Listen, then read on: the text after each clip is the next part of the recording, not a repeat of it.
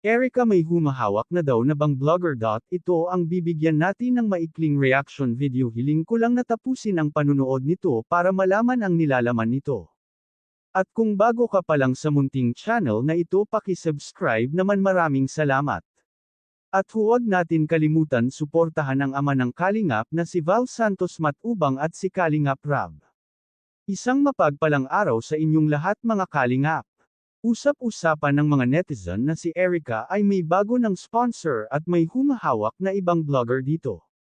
Kung totoo man ang haka-haka na iyan, ay wala tayong magagawa kung iyon ang gusto ni Erica. Baka naman gusto niya na ibang blogger ang humawak sa kanya at baka doon ay wala siyang basher.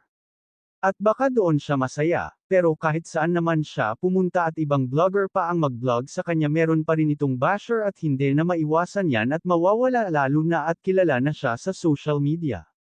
Ito po, mga ka-viewers, ay haka-haka lang ng mga netizen. At ang maka-Erica ay huwag naman sanang magagalit, dahil maraming nagkomento doon sa live ni Kalingap Edo na plastic daw si Edo dahil nga doon sa sinabi ni Edo na hayaan na si Erica kung saan siya masaya.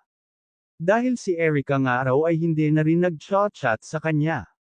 Maraming nagkomento na plastic daw si Edo dahil sa ginawa nito, na parang nawawala na rin siya ng pag-asa kay Erica. May ibang viewers naman ang nagsasabi na pinaasa lang ni Erica si Edo.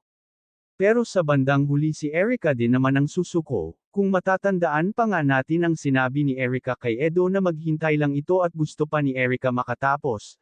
Pero wala tayong magagawa kung gusto ng sumuko ni Edo, kasi itong huling linggo nga ay hindi na nagpaparamdam itong si Erica.